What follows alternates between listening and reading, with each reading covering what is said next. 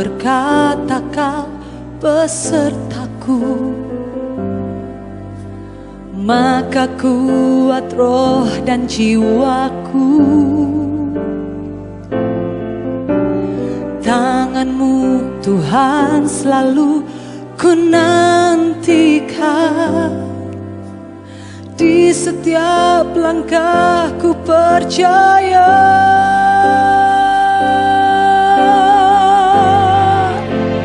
Dengan sayap-Mu ku akan terbang tinggi di tengah badai hidup. Ku tak menyerah, Kau kekuatan dan perlindungan bagiku, pertolonganku di tempat maha tinggi. Ku mengangkat tanganku, aku berserah, Kau ku nantikan, Kau yang ku sembah, Yesusku, Rajaku.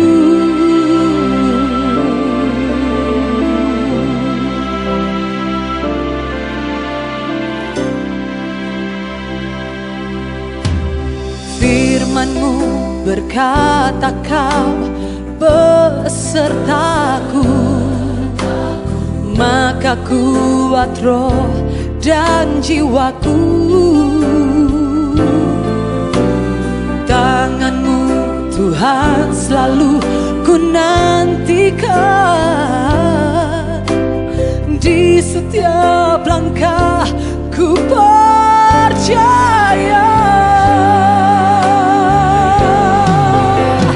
Dengan sayap-Mu ku akan terbang tinggi di tengah badai hidup. Ku tak menyerah, Kau kekuatan dan perlindungan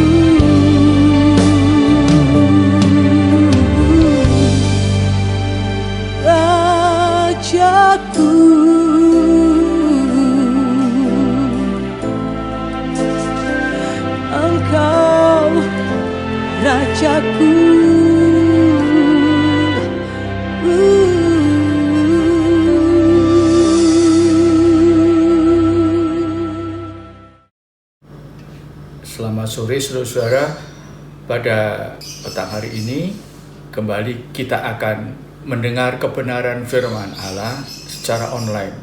Sebelum kita akan bersama-sama mendengar dan merenungkannya, saya ajak saudara untuk menundukkan kepala dan kita masuk dalam doa.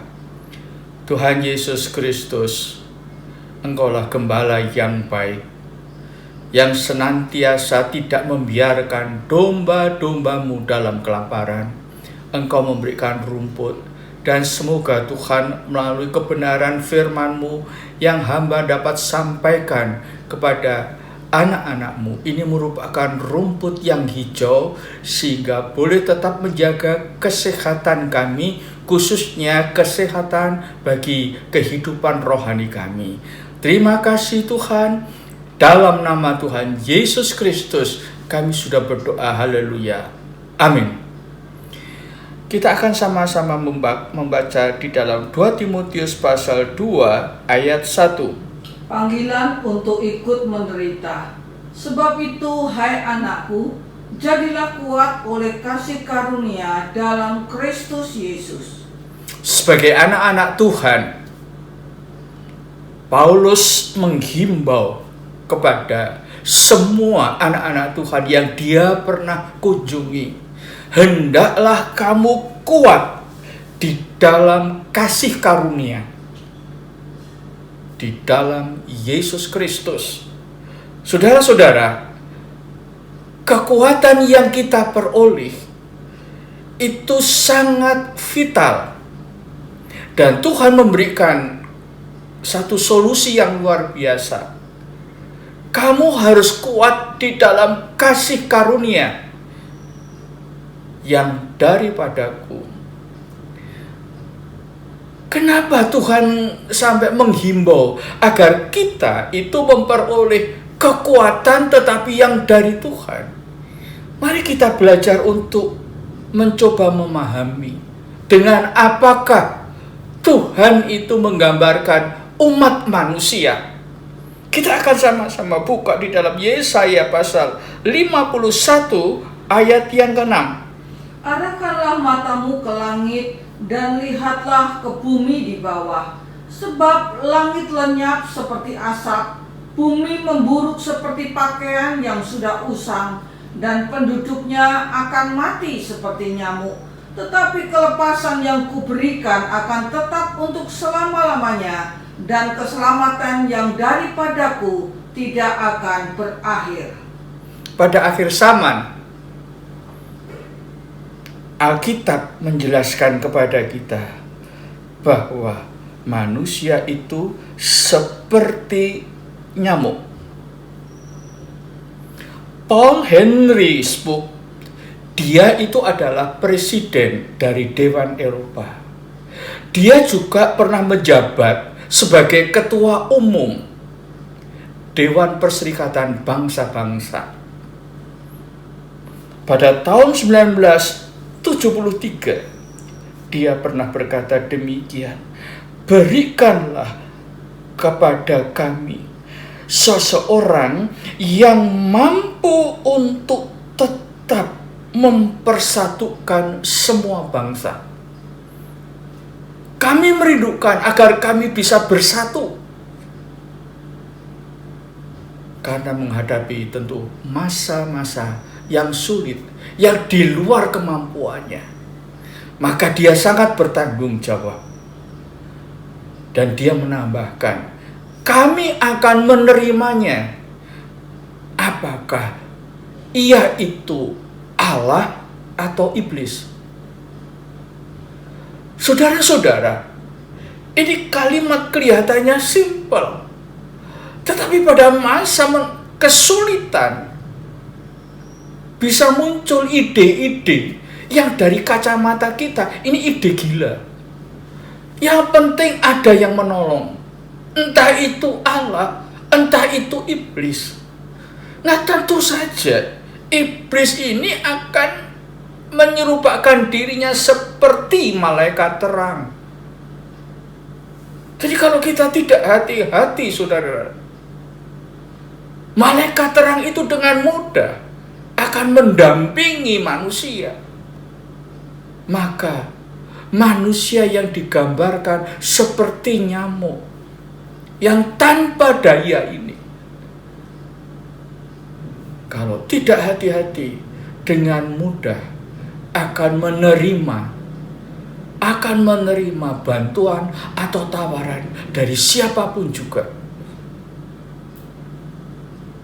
Tetapi puji Tuhan, Tuhan berjanji, sekalipun Dia menyadarkan kepada kita bahwa kita itu tidak memiliki kekuatan sehingga digambarkan seperti nyamuk, tetapi Tuhan berkata, aku akan memberikan kelepasan untuk selama-lamanya dan keselamatan yang tidak akan berakhir. Kelepasan dan keselamatan kepada kita manusia yang tidak lebih seperti nyamuk. Saudara-saudara, kita lemah, tetapi waktu kita ada di dalam genggaman tangan Allah, tidak mudah dikalahkan, dimatikan, dibinasakan oleh sikon yang ada. Yesaya 46 ayat yang keempat. Sampai masa tuamu aku tetap dia, dan sampai masa putih rambutmu aku menggendong kamu. Aku telah melakukannya dan mau menanggung kamu terus. Aku mau memikul kamu dan menyelamatkan kamu. Sampai masa tuamu. Yang pertama, aku menggendong. Yang kedua dikatakan, aku juga mau menanggung dan memikul kamu. Yang ketiga, menggendong, menanggung, memikul untuk menyelamatkan kamu sampai masa tuamu. Jadi ini janji Allah yang melebihi dari apa yang kita pikirkan. Siapa sih yang digendong? Tetapi Allah mau menggendong kita bahkan sampai usia lanjut. Usia lanjut. Nah, inilah kelebihan pemeliharaan Allah dibanding dengan manusia. Kita tidak perlu khawatir, saudara-saudara, menghadapi sikon ini.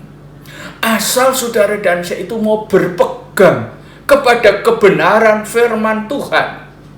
Jadi jangan gampang lupa, saudara-saudara. Jangan remehkan pada saat-saat seperti ini, saudara-saudara. Kita dihadapkan pada situasi yang sangat luar biasa dan menakutkan. Tapi nyamuk itu tidak akan mati atau binasa kalau ada di dalam tangan Allah. Dengan apakah Allah menggambarkan manusia?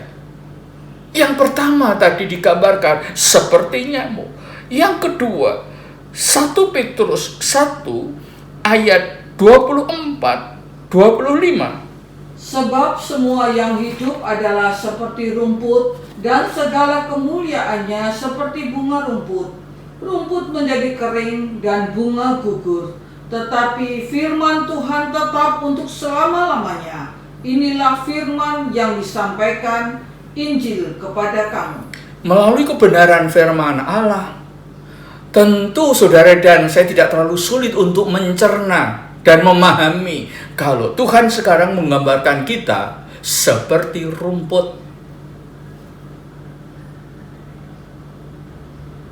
Di bawah saudara-saudara, di halaman, di luar, bukan di dalam rumah.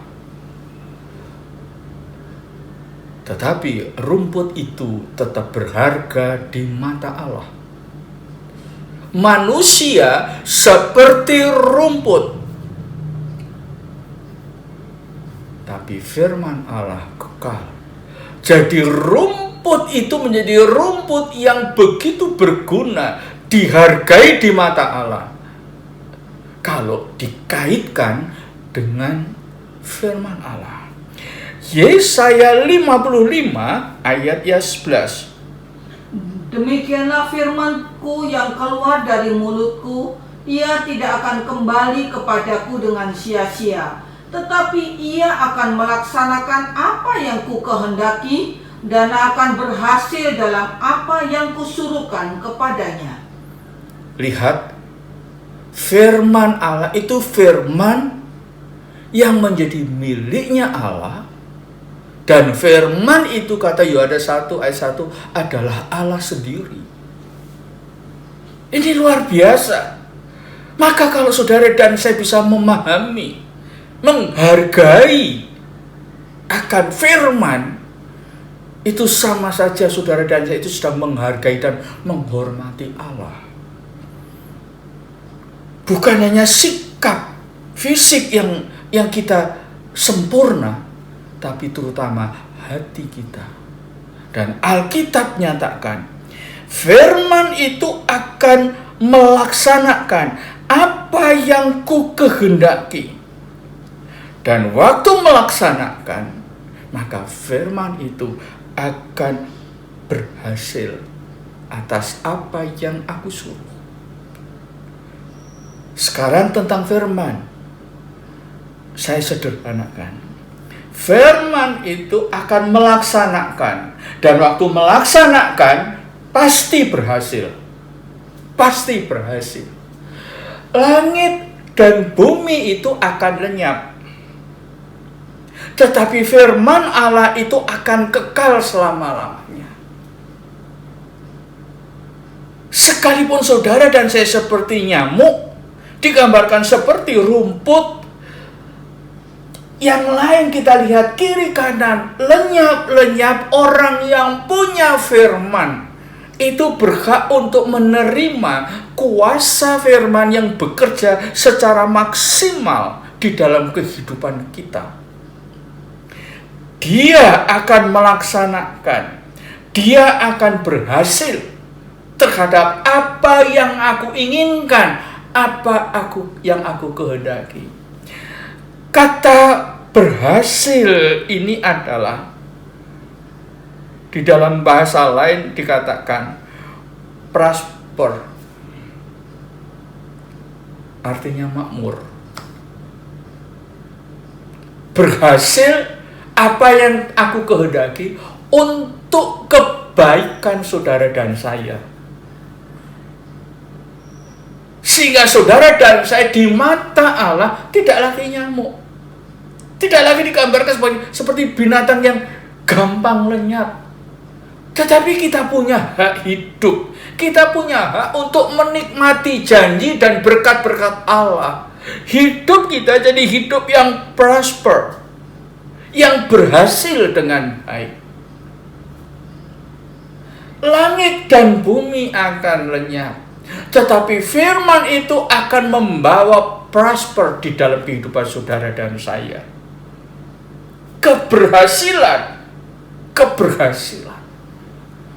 Nah, saudara-saudara, ukuran keberhasilan dari Allah itu jauh lebih kaya dari ukuran keberhasilan yang ada menurut pemikiran manusia. Maka kita perlu berserah kepada Tuhan. Tuhan, bukakan mata hati saya supaya saya itu bisa memahami dan mensyukuri bahwa dalam keadaan seperti ini aku merasa aku orang yang berhasil. Apa janji Tuhan, saudara-saudara?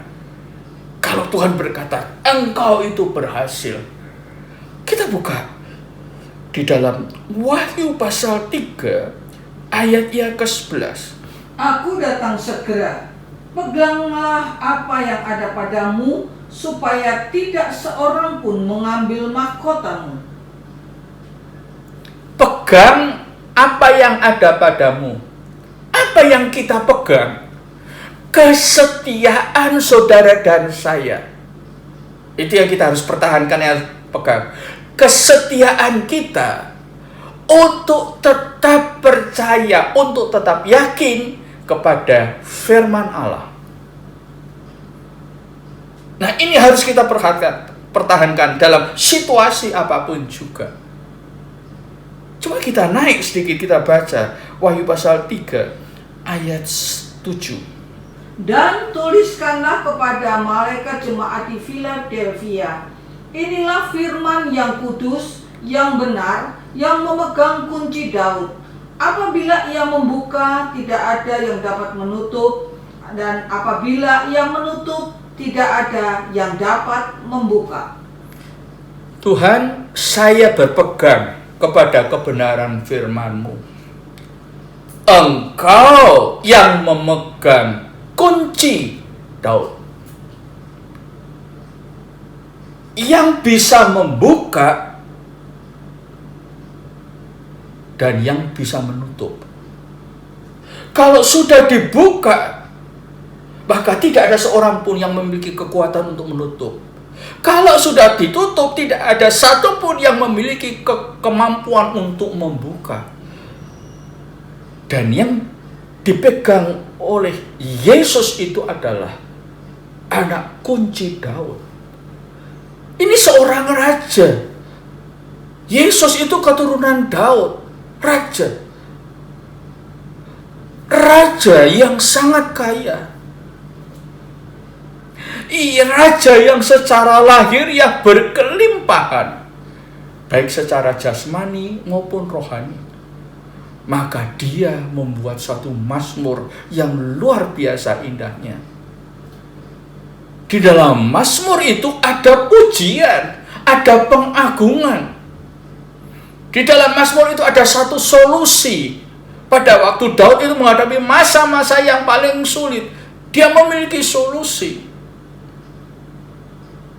Sehingga dia bisa menang, dia bisa keluar dari solusi.